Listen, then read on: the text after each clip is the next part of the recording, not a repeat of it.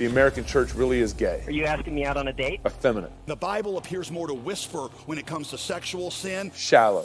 I said, I want the African-American 7. And full of cowardly leaders. Are we going to keep bickering over secondary issues? America desperately needs to return to the Father. Either we fall on the rock and are broken, or we fall on the ground and are crushed under that rock. To fall on top of the rock and be broken is exactly the condition in which God brings reformation and revival. So which way is it, prodigal America? Are you coming home to the Father? Join us this Reformation Day in Fort Worth, Texas, October 31st through November 2nd at Will Rogers Event Center, just days before our presidential election. And join with the thousands of us for the blessing of gathering together with God's people and celebrating God's goodness with beer and psalms. Hear from speakers such as Dr. James White, Pastor Toby Sumter, Pastor Doug Wilson, Dr. George Grant, Gabe and Knox, Steve Dace, and more. Don't forget our Business Makers Conference, Jumpy Castles for the kiddos, after parties, single events, the Pastors Luncheon, the Business Leaders Luncheon, and many more surprises coming.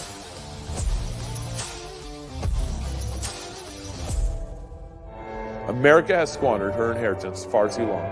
It's time she repents and returns home to her Father. Fight, Laugh, Feast presents Prodigal America.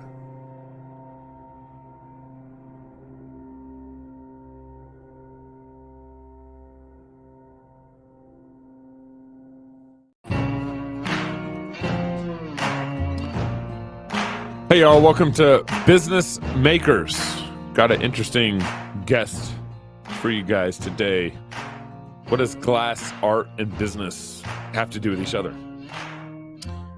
We are going to be at Fort Worth, Texas, October 31st through November 2nd at Prodigal America, our National Fight, Laugh, Feast conference. Can't wait for that conference. Go to prodigalamerica.com to sign up. And our guest will actually be boothing there at that conference too. So if you want to booth there, also you can sign up at prodigalamerica.com. Download our app. We have a lot going on our network, not just Business Makers, not just Cross Politic, but we have a lot going on over at our app. Download it. It's the best way to consume us. It also helps us get a little more anti-fragile and a little more farther away from big tech. So if you could download our app, Fight, Laugh, Feast, or Cross Politic in your app stores, go download it. There's a lot of great stuff going on our network. Great way to consume us, and you can cast the app up on your TV also. It's a good place to go. If you want to be in a conversation with us, you can email us at contact@fightlaughfeast.com. That's contact@fightlaughfeast.com. And if you have any questions or any ideas for guests and businesses, we'd love to hear more about it. We have a lot going on, a lot to announce coming up at our Prodigal America conference, and hope to be releasing some good announcements soon and launching some things at Prodigal America. We have, I forgot to mention this, but we do have our Business Makers pre-conference on the afternoon of October 31st. Make sure you join that. It's a great time. We have great speakers. It's just from 1 to 5, kind of a pre-business conference, 200-ish so business leaders. Come to that, and we got some 3 speakers and then a round table, and we're done. So 1 to 5, very, very fun, very fast and punchy, and our speakers are fantastic. So go to prodigalamerica.com also to sign up for that pre-Business Makers conference. I have on the show with me today, I'm actually controlling the whole studio today. I'm the guy that's running the controls and everything, so hopefully everything will go smoothly. But I have Logan Ryser on. Logan Ryser is the owner of Crux Art, I believe, along with his dad, and the owner of, and has a nonprofit called Hot Glass Ink. And they basically teach educational classes on glass art to veterans and youth. So Logan Ryser, thank you so much for coming on the studio, man.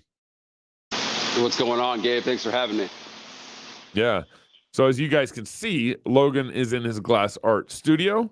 There's a little bit of noise background from art being created from, I believe, your furnace in the background, some stuff like that. So it's kind of a cool setup, and you can see some of his art already lit up in the background and everything. So, Logan, thanks for joining Business Makers Network. When you it sounds like you've been in the art business, the glass art business, for about 10 years. And it sounded like before that, your dad originally started the business. How did your dad get into it? And then how did you get the art bug, the glass art bug? Yeah, multi-generational thing for sure. So Joel and I actually both co-founded it roughly 12 years ago. So he's been blowing glass from the mid-'80s. He was actually out on the West Coast where you guys were at. He went to Eastern Oregon University, and he actually was a quarterback, but also an artist out there. That was actually right in that studio glass movement period. So his pottery teacher was also the glass blowing teacher. He went down, the hallway and fell in love with it from there. So he was a glass blower from there, up until we started this company. But studios are extremely few and far between. They're definitely not very common. You're looking at maybe a couple hundred in the U.S. And then I always tell this fact to people: there's maybe there's a Facebook group with 9,000 or 10,000 people total that covers the whole world. So it's a really small, tight-knit community, and definitely something we're fighting to keep alive for sure. But yeah, so 10, I actually basically there's a Facebook community that has about 10,000 people in it, and that represents the larger glass art community in around the world. Wow. Yeah, that's a small number for sure. And we are the only glass blowing studio in around 120 miles where we're at, and then past that, it's only a handful in the Midwest. Yeah. What? So obviously it's like custom crafted glass art, chandelier fixtures. I mean, what do you guys make? You for people that want to buy? Yeah, I think you cut out the last 15 seconds or so, but yeah, just the different offerings. Let me repeat. I can repeat that. Yeah, go ahead. Yeah. So the question is, what are you guys making out of your art studio? And it's like a custom handmade glass art, but what are you making that sells, that's valuable, that that people are buying? Do they I'm sure on the other side of that, they also maybe commission you to do some projects too. Yeah, a lot of architectural lighting, a ton of different vases and sculptural vessels for sure. We've been doing that historically for the 10-year period. We also make seasonal items that are high-end seasonal items. My favorite, we do like a solid sculpted evergreen tree, kind of inspired by nature. That's a really cool product that we have as well. Like a Christmas tree? Yeah. But then actually, it's kind of like a natural take on one that's just chopped right out of the forest. One from Moscow Mountain. Saw a little inspiration out there too, man. But we also bring classes to the general public. So part of our mission is to bring the glass art movement to the Quad Cities. We're both from Moline, Illinois. That's one of the Quad Cities. Very proud for where we are in the community, and doing that and that alone. I'm telling you, from that few and far between standpoint, is something that we have loved to do as a community effort, to bring that to just the general population, as well as our mission to high school youth and veterans. Interesting. So you have Crux Art, which is the for-profit glass-making business, and then you have Hot Glass, which is the nonprofit that is kind of spreading that broader mission. For sure. Yep. Do you guys, is there anything you're manufacturing, or is it like you mentioned the tree, the evergreen tree? Is that like a manufacturing product, meaning even though it's handcrafted, you're making, 10, 20, 30 a season, 100 a season? I don't know what it is. But a couple hundred. And historically for those seasonal products, we've been in the thousands for sales easily. And that production comes with having a team. So this glass blowing is a team effort. So the panels that I made for your backdrop, the large glass blocks that are behind me on these crosses, anything that we make is part of a huge team effort. So the weight alone, moving that mass of liquid molten glass requires multiple people. So the two people working, my dad, and then we also have a combat veteran named Marvin Christensen, and he volunteers here all the time. They're working together right now. Joel wouldn't be able to do that alone. It's definitely a teamwork, team building environment for sure. Okay, and then so you guys, let me back up here then. so it's a team environment, and there's a lot of weight in the material that you're working with to be able to break it down and Oh get yeah, it into a formable, shapeable product. yeah, 100%. Okay. Um, we're gonna get to our project here in a minute, but the business model, it's very labor intensive. How are Right. you? How's that labor intensive business model work out in terms of like driving profits? Yeah, it's all about efficiency once those furnaces turn on. So Mid American loves us. We have a 400-pound glass furnace that has to stay on 24/7. So Wow. once we fire up all the extra furnaces, it's what can we make in the time that we have in the most efficient manner possible. So repetition, failure. There's engineering behind every piece of how we're going to get better from next time to kind of address our failures. So yeah, definitely capitalizing on having each person work as an intricate piece. Everybody works together, Yeah. and then create that harder, larger piece of glass. Wow. Very and you just recently, we'll get to our project here that you did with us, but you just recently installed like this new furnace that's supposed to do bigger glass, hotter glass. I think you said something like it's one of or two of the only furnaces like this in the US or something like that. You want to talk about that for a Yeah. minute?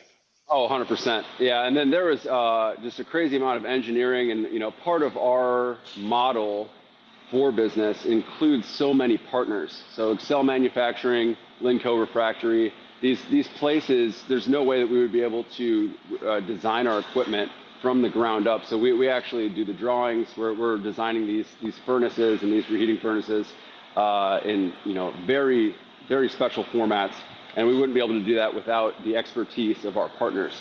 So the new furnace that we have is made to flatten glass. So 11th century, they would spin huge platters, 3 feet, 4 feet wide, to get window glass, and then they would cut it out of that circular shape. 13th, 14th century is when they started making the larger cylinders, and then you're going to slice that down the middle and splay it open with the furnace that we just built.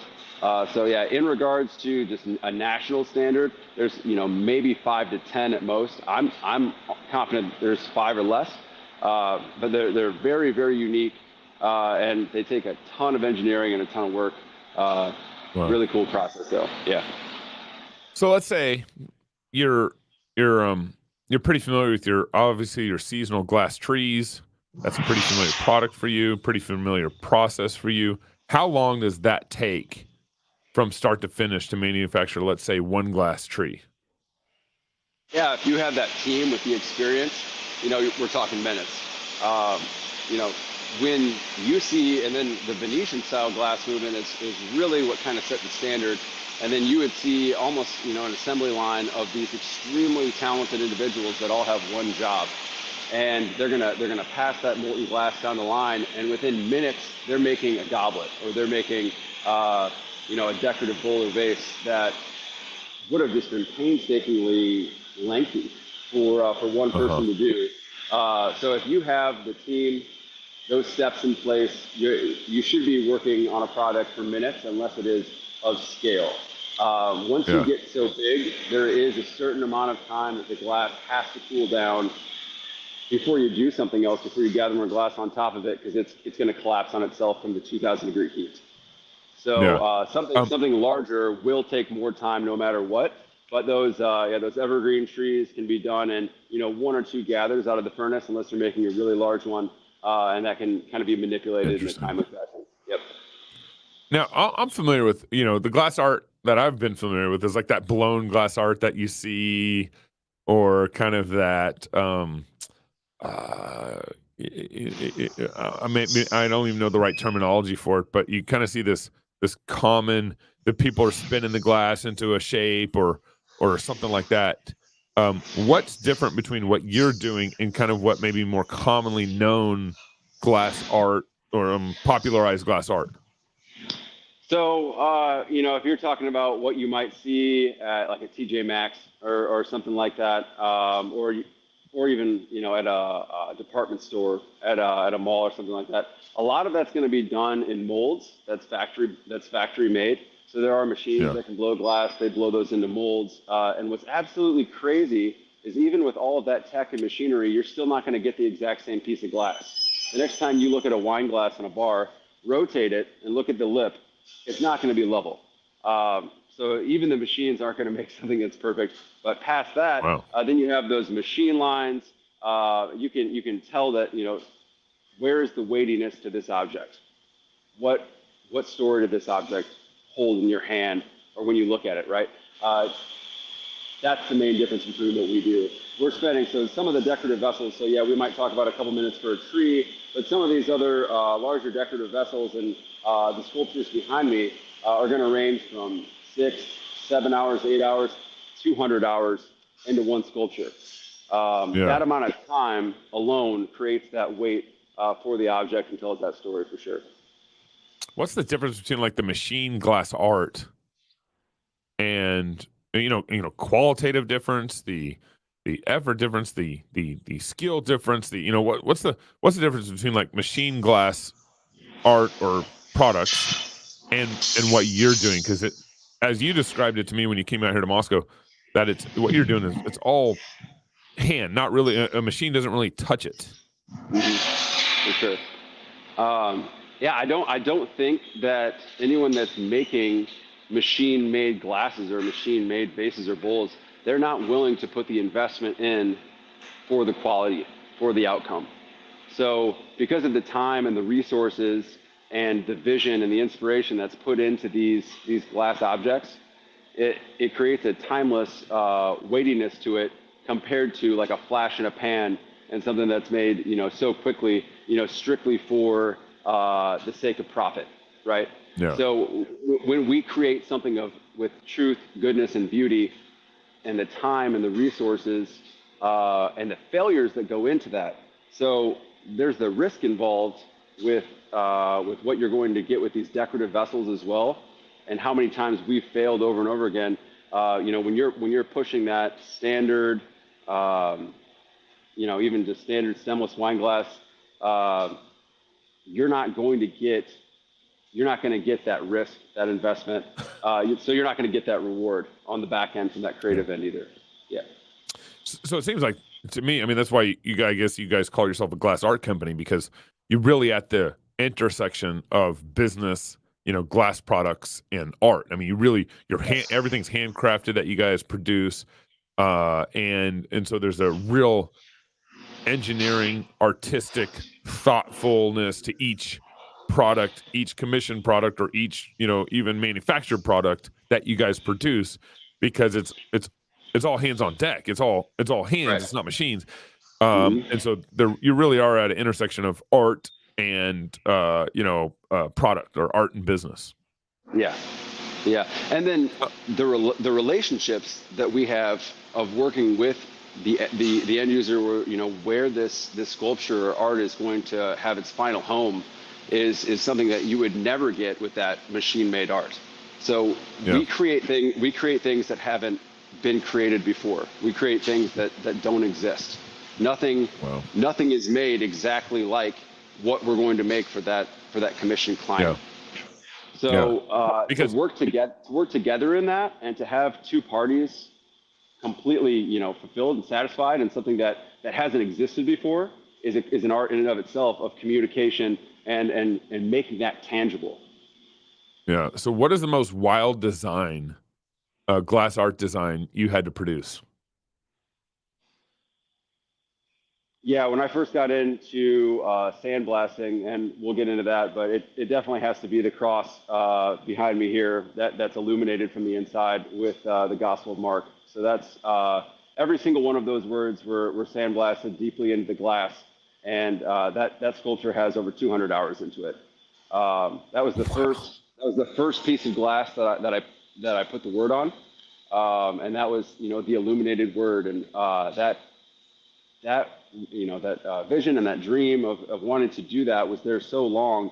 That process was so lengthy, to the point you have to rely on the Holy Spirit. You have to rely on Christ to rejoice in your failures, because you could spend, I don't even know how many hours on one piece. Something goes wrong with it. You're going to do it again.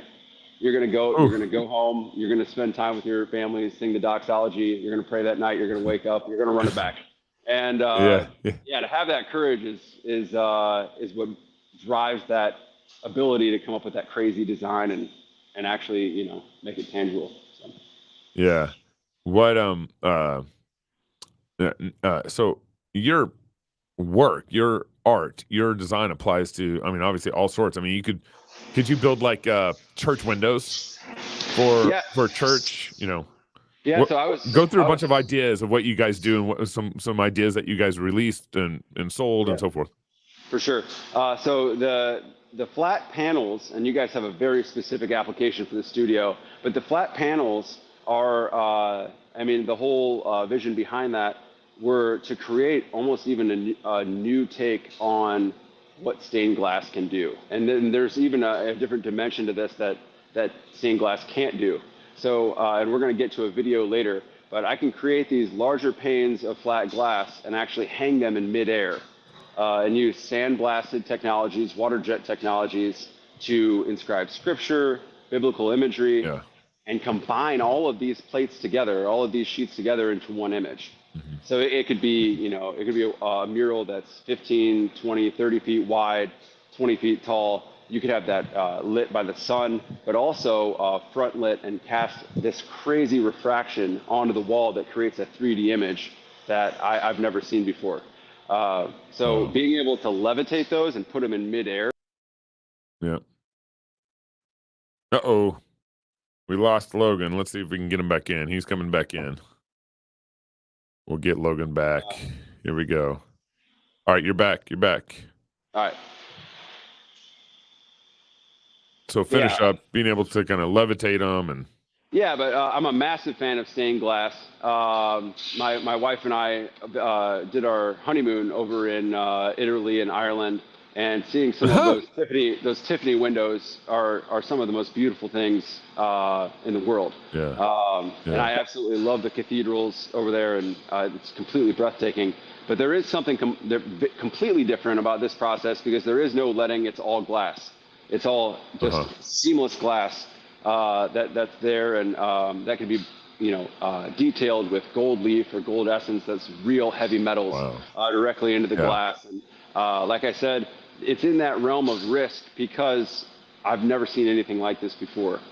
And the challenges are going into the void or going into the unknown, and obviously praying and knowing that God will meet you there in that, right? So so what's interesting here is Logan. So we're going to get to a project that Logan actually did for Cross Baltic Studios. If you watch the show the last couple of weeks, you'll notice we have a new backdrop. Our big central TV has been removed, and we put Logan installed some of his glass art in our studio a couple of weeks ago, and he handcrafted all. We actually got some videos I'm going to show you. So we're going to talk about a specific project that Logan did for Cross Baltic, and it's the glass art. It's such a unique. Those who get to visit our studio, make sure you check out what he's done in the art and walk up to the back of our studio, check out the glass art. It's such a unique look. We still haven't got all our lighting around it yet. We're still adding lighting to the art that he gave us. So the final vision of what the product's supposed to do for us is not fully finished yet. But the art, you can see, if you're up close to it, you can see like, I don't know necessarily if you'd call it imperfections, but you can see the handcrafted, waves in the glass a little bit. We'll get to that. I'm not going to have you comment on that yet, but here, let me show you some of the videos of what Logan filmed, all the basically building of the glass art. So Logan created 3 panels for us. One was a 4 foot by 4 foot panel. You can correct me on this, Logan, but one was I think a 4 foot by 4 foot panel. The other one was about 2 feet and everything. The 4 foot by 4 foot panel was actually divided into 3 sections. It might have been 5 by 5. I can't remember. So but divided in 4 sections. 6 by 3. Yep, 6 by 3. 6 by 3. And 4 sections. Yeah. Yep. Yeah. And so he created our cross-politic design. He created Proud Goal America design. He created the Fight Laugh Feast network design, and it's all hanging up in the back of our studio. So make sure you catch our show and look at this. So, but here's some videos on the making of this. And Logan, I'm gonna play the video, and then afterwards you can kind of maybe comment on it. Okay.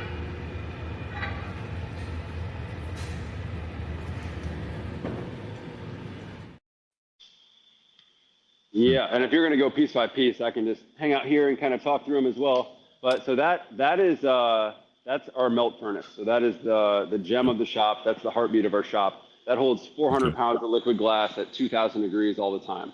Incredible. So you'll kind of have to wind that glass up like honey at that point, and that's going to be on a stainless steel blowpipe. So when I say that, you can just blow air through that steel rod, which is going to happen next on this next video here.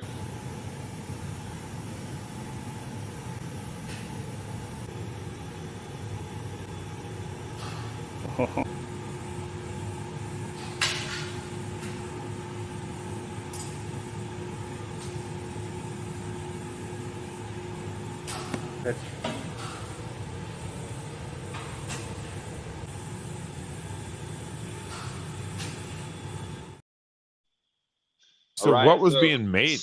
What's being made there? What part of glass for our art that you were making there? So that's the initial bubble. When you see, so we shaped the glass a little bit on the steel table.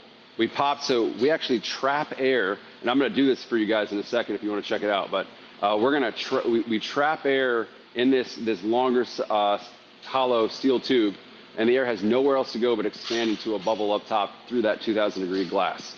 So that initial bubble was the initial part of one of those panels.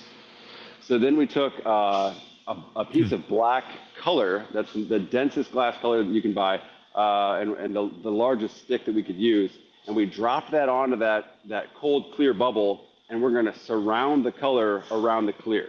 So that's actually going to create that layer of clear on the very inside of the cylinder. But yeah, that's called an overlay. We drop that piece of color, and that'll be all the color that we use because it's the densest color that you can buy. Fascinating. Here's the next video.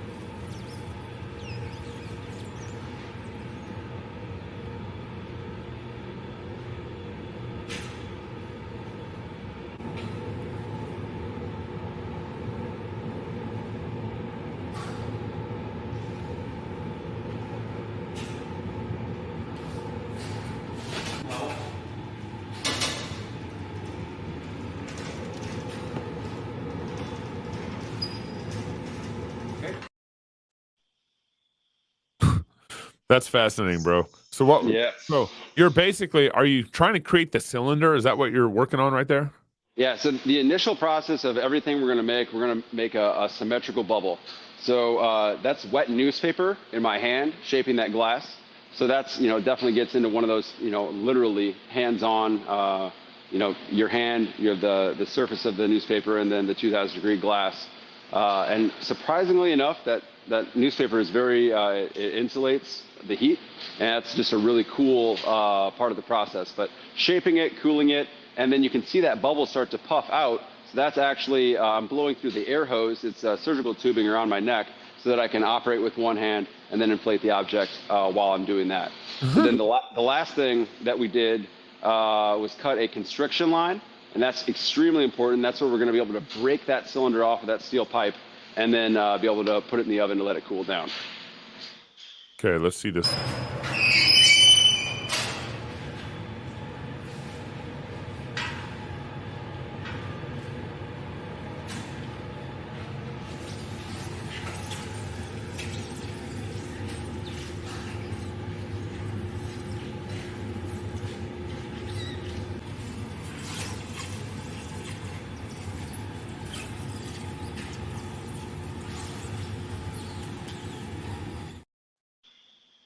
So you're blowing the whole time, helping it expand. So inside the glass, there's actually a lot of air at this point. Yes. Because basically that glass is almost a cylinder at this point. Yeah. So this process is the classical method of making a cylinder to make a flat sheet. So you're going to get that glass as hot as you possibly can in the reheating furnace, which is over 2,000 degrees as well. And then as soon as you take it out, we're going to swing that and lengthen it as much as we can. Yeah. and then we'll go to that trough that's also lined with newspaper, and we can cool it and shape it from there. But so the total height of that object at the end of that swinging process is around 3 feet tall. So luckily, the good Lord blessed me with some height, or else I would be standing on a podium or some type of step stool, because you would be scraping the floor with that glass if you weren't able to hold it up above the ground. So, definitely one of the largest glass objects you can make. So I know the European style, they'll actually have like a drop-off, like a massive cavity in the floor where they can swing that. And that's because they've been doing it for, hundreds of years, making that product. So, but yeah. Fascinating. There's nothing else really like it. Everything kind of takes shape pretty fast once it gets, thin to that extent. And that process. Because what you're trying to do is you're trying to take that cylinder, and then you'll flatten it into a square. Because our product that you created for the backdrop of our studio ended up being square. Yep. And so, but that's how you make a square: is you got to create a cylinder and then cut it slice it down the middle to turn it into a square. Yes. Yep. Wow. Okay, let's watch this next video here.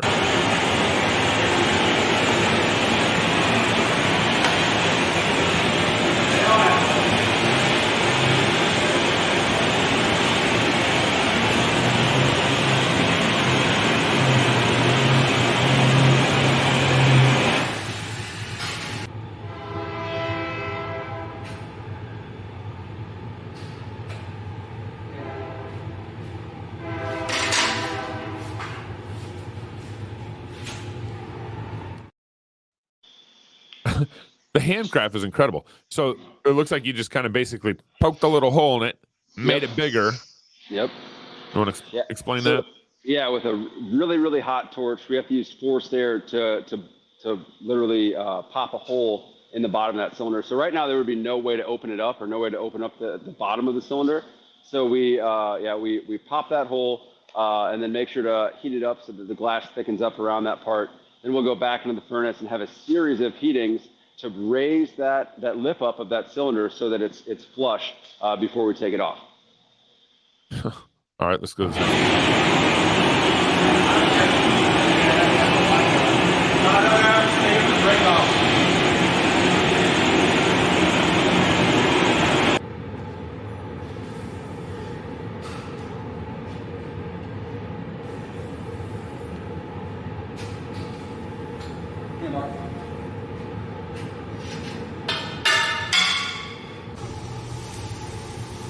Marvin. Go, Marvin. Yep.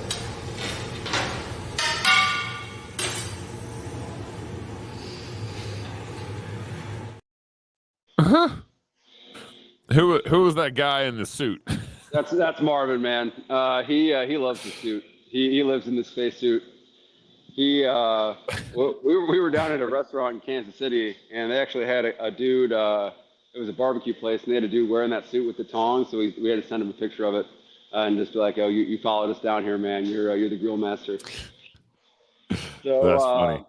Yeah, that gets really hot. So like I said, that cylinder's 3 feet tall at that point, and you're holding it right next to your body. But that's the big moment. So the torch in the beginning is preheating that top of that glass. That's the coolest point at that part of the process. And then we're dumping water on that constriction line that we talked about earlier. And then you have to use vibration and hit it off of that pipe and release the vessel from the steel pipe so that we can put it in a 900-degree oven. Wow. Okay, let's go to the next one.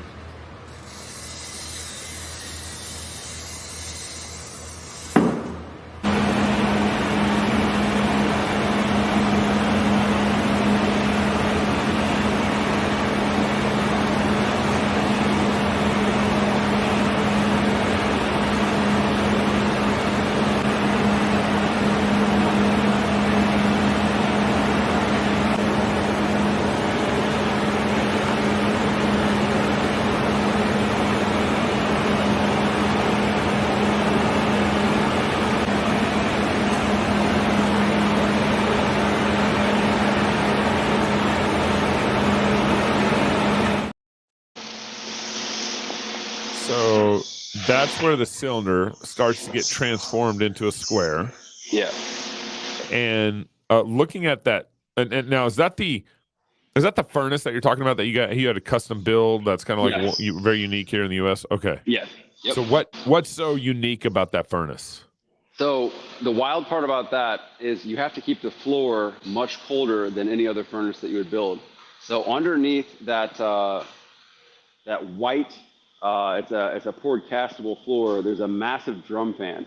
So you're a 42-inch drum fan pushing air on the bottom of that castable so that the floor stays cold, so that the glass won't stick to the floor for one, or pick up a ton of texture and make the glass not, you wouldn't be able to use it. So that open concept on the bottom, and then there's also a domed poured castable roof on that as well to make the heat circulate. And then even the door, we're still fine tuning it. But yeah, the door to go up and down, all those elements. And then so we're literally letting that cylinder collapse on itself from the heat before we flip it over and open it up. So you got like the Inception soundtrack going in the back of your head, that slow motion, it's falling, and if it falls too much, it's going to stick on a different part of the cylinder. You're not going to be able to open it. Yeah. So it's a very weird timing, an extremely weird finesse, and a lot of work to kind of dial that in for sure. Yeah. All right. So that's one of the panels you're working on for our design. Yep. It's finally into a square, basically. Now, it didn't look like it had color in that glass to me. There. So two different videos on that one. So I didn't have a video of flattening. So we had that block at the end there. So that was actually a separate piece of glass. The black one was the flip. Okay. Yep, we flipped that one open. That was one of the panels. Okay. But when we used the rake, or not the rake, when we used that block to push down and flatten out the glass, that was a different piece that we got footage of. And this is the hottest thing. And over 10 years, our old studio was about a third of the size that we're in now. Two competing moments. It was around 115, 120. I was sweating through my shoes. There were puddles of sweat in my shoes. This is tied with that. If you can tell, you got the hood, face shield, long sleeves, multiple layers of clothing on, because your body's right up next to that furnace. You're not keeping your distance. But yeah, that's definitely kind of like Shadrach, Meshach, and a bad Negro. Dude, just literally in the furnace, man. You know it. So how hot is that furnace? Get up to 1,500. So our other furnaces can get up to 2,000, but we're not snuggling up next to those willingly. Yeah. So that 1,500, it feels hot, especially in the summertime. Right. Wow. All right, let's check this.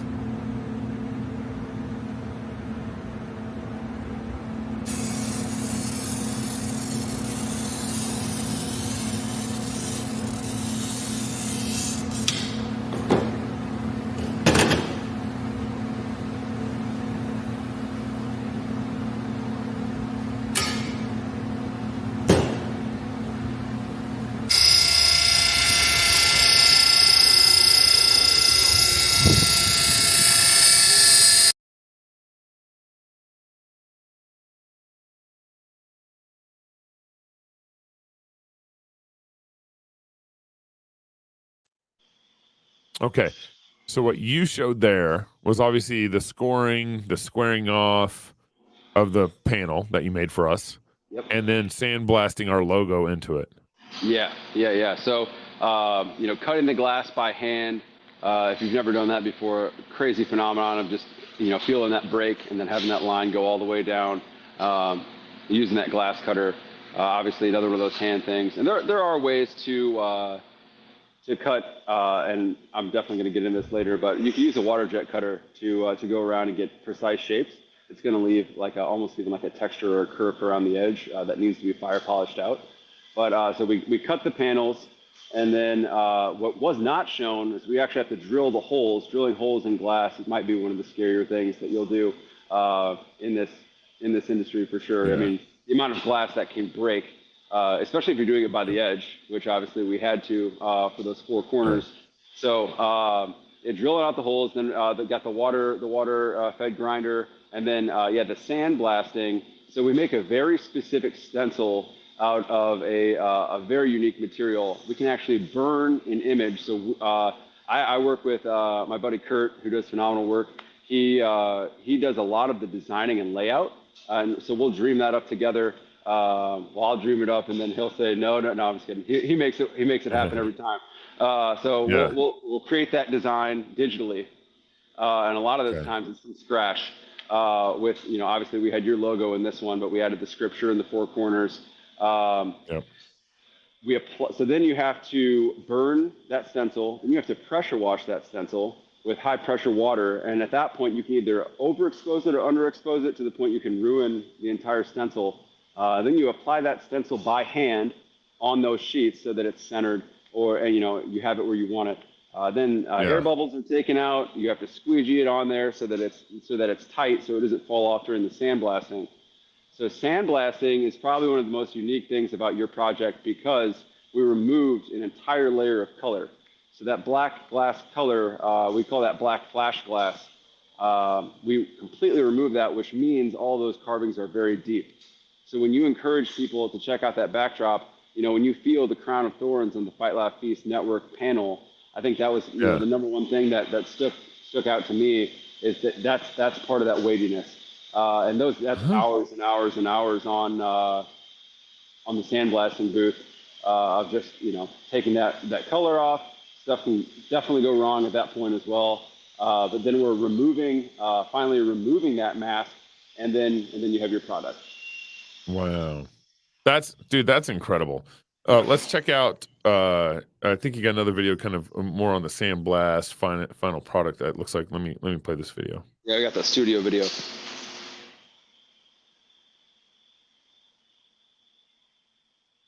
Oh, wow. Yeah, so that's the final product of everything. You can see the middle panel is actually made up of 4 panels. There's the Bible verses etched into the corners. Fight Laugh Feast Network.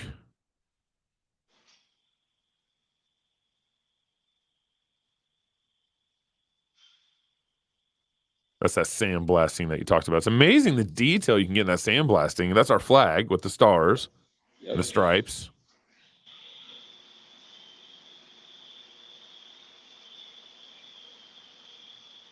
Incredible. There's your logo, Crux Art. Yeah, buddy. Hey, yeah, buddy. So basically, you did that cylinder process. You did 1, 2, 3, 4, 5, 6 times because you had to create 6 panels. Yep. So you do that cylinder process, you flatten it out, you cut it to shape, and then you sandblast the logo into it. What other? So you did kind of like a black for Cross Politics because that's our color. Yeah, that's called sure. Cross Politics color. What other colors can you do in this glass art? Anything you could think of. And then you can also combine colors with those heavy metals that we talked about. So yeah, the silver and the gold create like a totally different element of having both of those. Like that lustrous, transparent, really glossy, watery looking glass, and then the gleam of those metals against that transparent glass is a combination like no other. But yeah, they make hundreds of glass colors. So it would be very, very difficult to find one that you couldn't produce. What's the most expensive color? Pink, for sure.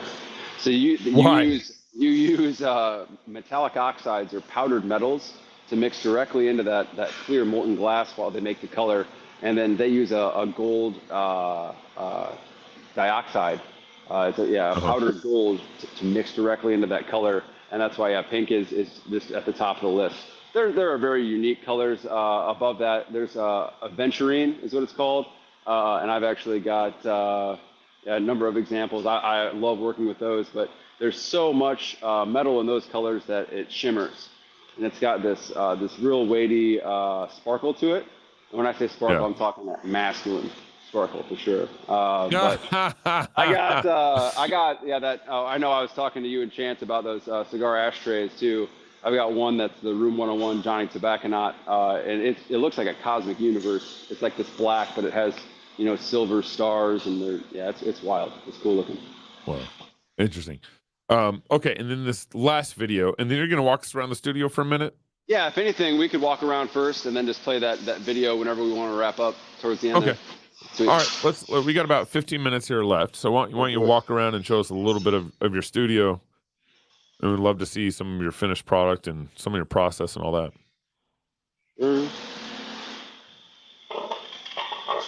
Yeah, so these are the three crosses behind me here. So this is the one with the Gospel of Mark that we talked about. Yeah. Oh, wow. That's trippy. Yeah. And the lights can get funky when we videotape it because technically they're strobing in the back. So I don't know what you guys are getting here, but it looks good. Looks good. Yeah. All right. Cool. But yeah, so having this, we actually brought this up. We brought this up to like a band shell at night and lit it up around like 12:30 p.m. Or 12:30 a.m. And the glow can just be seen from a really far distance. Great commission. We got to throw down on that, right? So if, let's say we put that up on, I don't know, the top of my house or on the out in the front of my property. Let's do it. On the top of Moscow Mountain. Dude, yeah. So that can be handle outdoor. Can it handle outdoor weather and all that? Does it weatherize? Yeah. Yep. Yeah. So something like that could definitely weatherize. This glass is pretty thick. Pretty thick to create. So those blocks, obviously, especially they're supporting themselves. So we did. Are they solid? Are they solid blocks? No, they're hollow. So they're hollow, but they're going to be much thicker than a number of the other products that we make because they're made to support the next block. We have to support the next block up, and they have to support the weight of the whole project. So. Wow. Yeah. So then that is the story on this clear one. So the one on the left, the one that I just showed you guys, has a hardware behind it, but this is all glass. So there is no metal hardware involved here. So that means that this block on the very bottom. Go ahead. Yeah, it looks like that's 3 pieces of glass that cross. 6. We got 6 pieces. So we've got the 3 on the bottom to make the vertical there. I see. And then that T has 2 and then 1 on the top there. I see. So you make those 2 pieces separately and then you put both of them together. So why don't you make the small cross part, the crossbar, if you call it that, why don't you make it all one piece? The crossbar. So it wouldn't be possible. Yeah, so that horizontal piece, with the amount of glass. So to make these, I'm maxing out the door on my furnace. So maybe I can just show you guys now. But so this furnace, this door over here.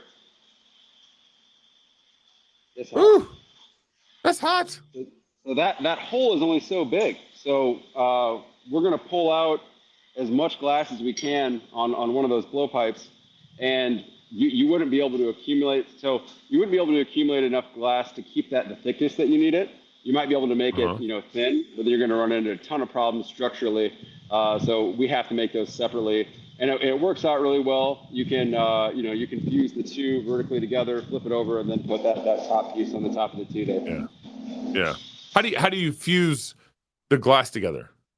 So I use a NASA grade epoxy, and this is something that actually creates a stronger bond than the glass itself when it cures. So it cures for over a week, and that process is absolutely wild. You're going to use just enough to the point that it's not going to get all over the place or go over the edges, but obviously create a very stable bond. But this epoxy is weather resistant. It doesn't yellow.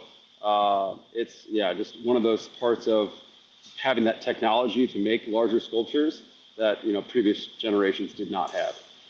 So that's a huge, and this takes a lot of finesse as well. But an absolutely amazing product. So how much do you sell that cross for? Yeah, so the one with the Gospel of Mark would be 30,000. This clear one would be between 20 and 25. I mean, every project is different. The clear one was made to look like ice, So during that process, we're using a colder mold. So there's actually, chill marks because of the intentional texture that can create, the need to make multiple pieces to get something that's going to work. For sure. Incredible. What else you got to show us?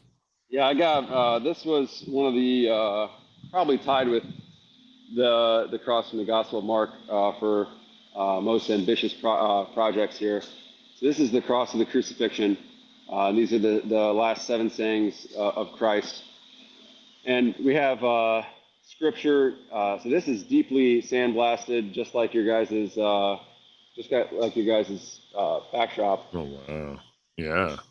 And there's fluid lacerations throughout this cross. And this, this is the most weighty project that I've made, hands down. When people come into my glass studio and see this, I've seen, numerous people break out into tears while they're reading this. And this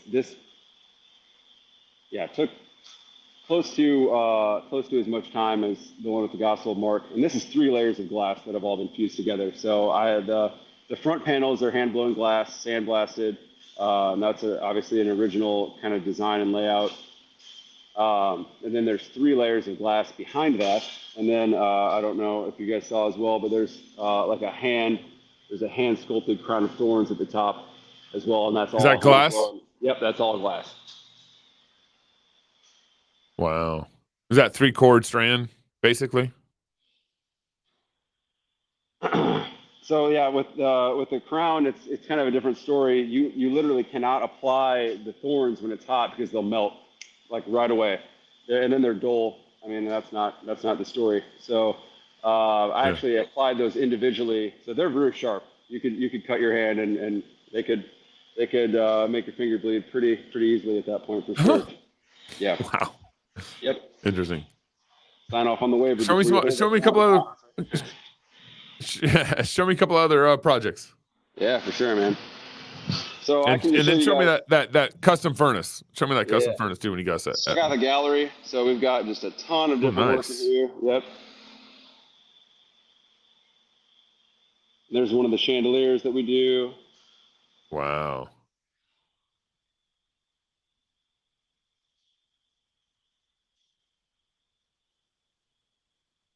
And then over here, we've got a lot of Joel stuff. So we're preparing for a huge show at a botanical garden up in Des Moines.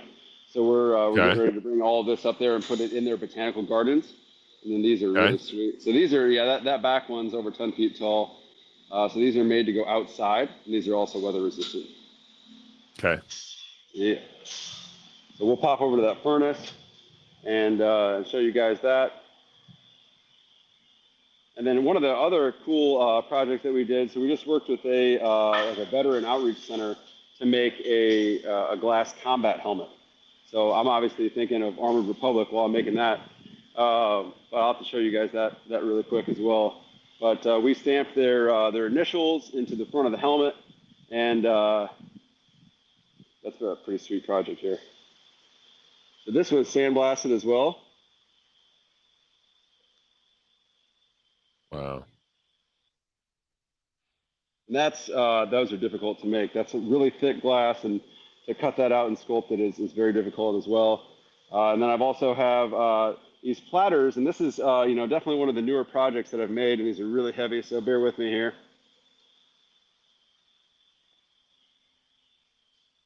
These platters are they consist of all of Psalm 119. And I can kind of get into why these were made, and there's 3 of them. But that's that deeply sandblasted glass again. And the story for these will actually be fire polished. So all of this large bolded text will be shiny again, and then we'll be able to apply those gold precious metal lusters to the word, and then have like that multi-dimensional design that we were talking about with glass and also metal. Okay. Yep, was that a commission?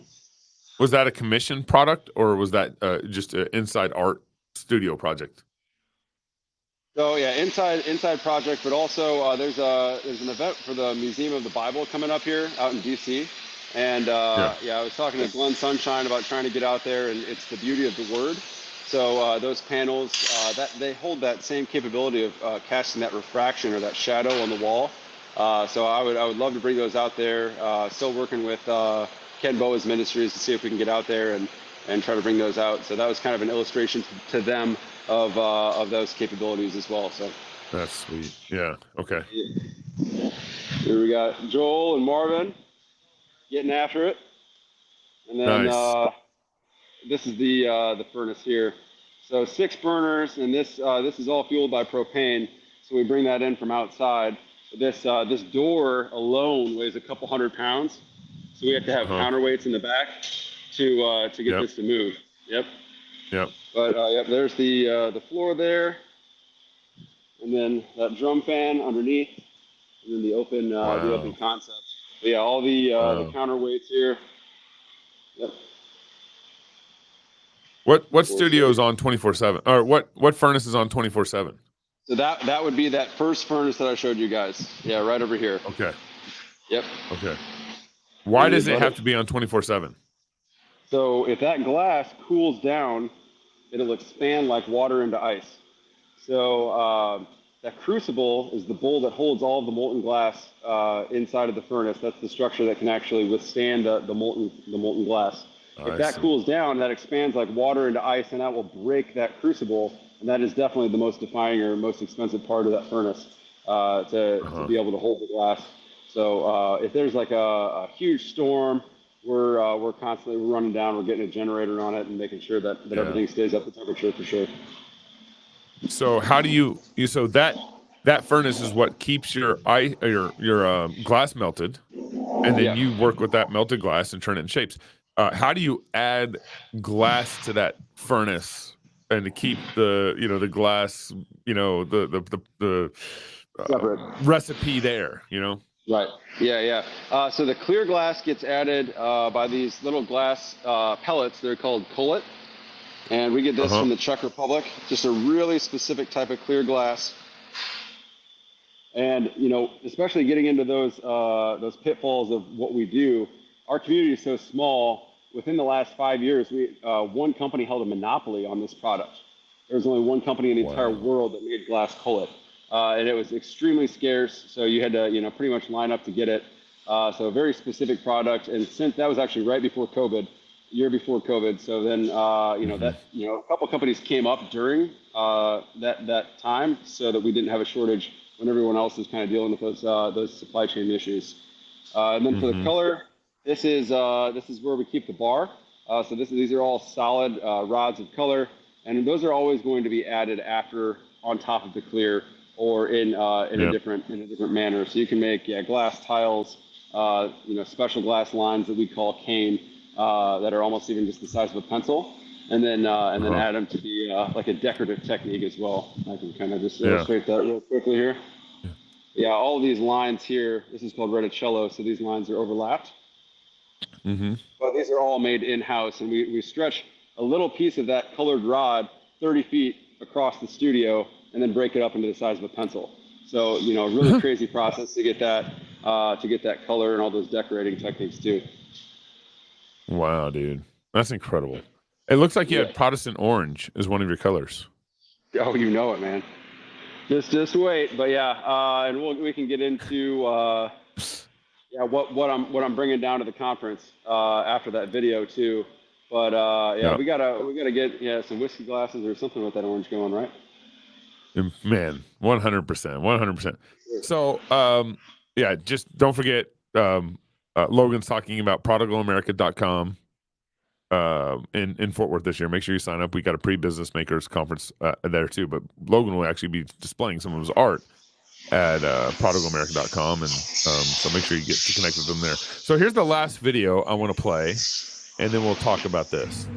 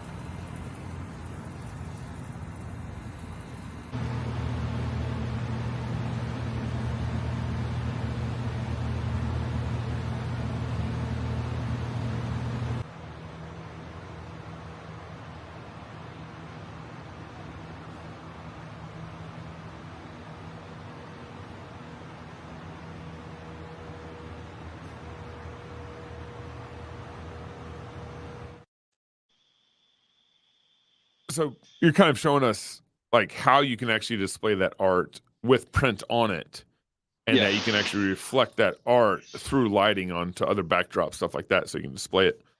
Yep. Very cool ways. So that's like a perfect example of where my art is moving to have that glass suspended in midair. So that first cross was the 7 signs from the Gospel of John. That was especially when you talked about color. That color all had twisted light blue color to represent the theme of water in those miracles and in those signs. So you can see obviously that that really clear depiction of the word through the glass. And I cannot talk about a more a weightier subject matter, especially in everything that we're going through as a nation, everything that we're going through culturally. When I have those projects displayed that took copious amounts of time, I can see young people, I can see people from every age stop and read the word through truth, goodness, and beauty, through God's light, and reflect on the word and be saturated in that, and then almost even just be frozen in taking that in. So that's where, that larger blue cross with all the scripture, and then Psalm 119, but then also where these projects are going to start coming out even before the conference. I've got a couple that I'm working on right now of using biblical imagery from the Last Supper, the White Throne Judgment, Moses parting the Red Sea, and the list goes on to the point that there's not enough time in the world. We're going to be able to blow glass in heaven, right? That'll be cool. On the new creation, you spend the rest of your life perfecting that. Yeah, the new earth, baby. No, but so like that deep sand carving that almost even makes a sculpture out of a flat piece of glass because of that depth, suspended in midair, and then with light. And obviously, sunlight is OP. It's going to be the number one thing that you want. And when you have those sunset moments of like the midnight hour, blanking on that one. But there's a soft light that comes off the sun when it rises and when it sets, it's just phenomenal to see this material that God created that we can use. And I'm completely taken away by it, and just extremely humbled to be able to work with this material and be able to work with the word, and it's just been a crazy ride. Dude, incredible, man. Love your passion about this. Thank you for the work you've done in our studio. So folks, if you come through the studio, make sure you check that out as you visit, or look at it on our show. You can see the backdrop. Of course, you can't see it in detail and really experience it, but man, there's just love the passion of what you're doing. Love your super unique basically business model as you mix art with craft with the capitalist market. All right, y'all. Logan, I'm gonna sign you off. Thank you so much for joining us, man. How can people follow you? What website can they go to? Can they follow you on social media? All that stuff. Yeah, if you just go to cruxart.org, all my social media handles are right at the top. You can click those. But Instagram, X, TikTok, it's going to be Crux Glass Art would be the handle for that. But you can find that through the website as well. Okay. Sure. Thank you very much, Logan. Appreciate you, man. Make sure everybody, you guys check out Logan and what he's doing. Love. That was probably one of the more interesting shows we've had on Business Makers. Really appreciate Logan's time, and of course his efforts in our studio have been fantastic. It was great working with Logan. He flew out here, installed his glass, had his glass shipped out here, carried one panel on the plane. I mean, it was quite the experience, and but he also installed it in our studio, and it was just Logan did a great job. It was fantastic experience working with Logan and everything. So I hope you guys got some good ideas to maybe work with Logan on. Maybe he can fulfill some of your passion projects in glass art and everything. So make sure we see you guys at Prodigal America Pre-Business Makers Conference. Download our app, and we'll talk to you guys next week. Thank you so much for tuning into Business Makers.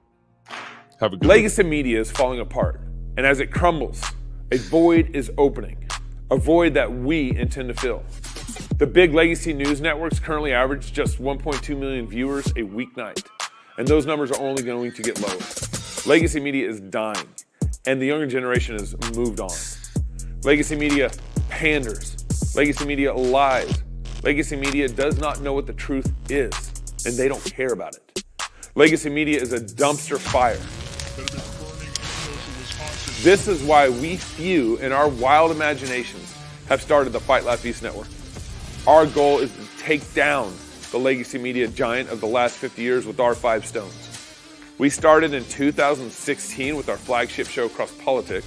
Since those small beginnings, we now air on DirecTV. Our broader podcast network now gets over 4 million downloads a year. And our Fight Laugh Feast pub, which includes TV shows like This America, The Rowdy Christian's Guide, Pastors in Politics, and As the Lord Pleases, with your support, many more to come. Our goal is to become the flagship new media 2.0 network over the next 50 years and take over nightly news, sports, sitcoms, hunting shows, and more, all conveniently stored for you in our Fight Laugh Feast pub. We're already reaching the next generation through our podcast shows on YouTube, X, and our pub, while also tapping into legacy media audiences by airing our shows on TV through DirecTV and Xfinity. We have made a lot of progress with some duct tape and a good bit of intuition and a lot of sweat. And now we need your support more than ever. The TV networks have had such a negative impact on our households, and we're trying, by the grace of God, to put a stop to that. We have the opportunity. We just need the army. Now more than ever, we need you to join our pub to help us reach our goal of 1 million pub supporters in the next 5 years. There's no way around it. Competing with Fox and the Alphabet networks without money is virtually impossible. It's cheap for you to join. And when you do, you're combining your small monthly support with a growing army of like-minded Christians. We have thousands, we need millions. So if you want more of the Alphabet network's misinformation and lies, don't join. But if you want to give us a mere 5 stones, then please join the pub, and together we will take a swing at the head of big media, all the while fighting, laughing, and feasting to the glory of God.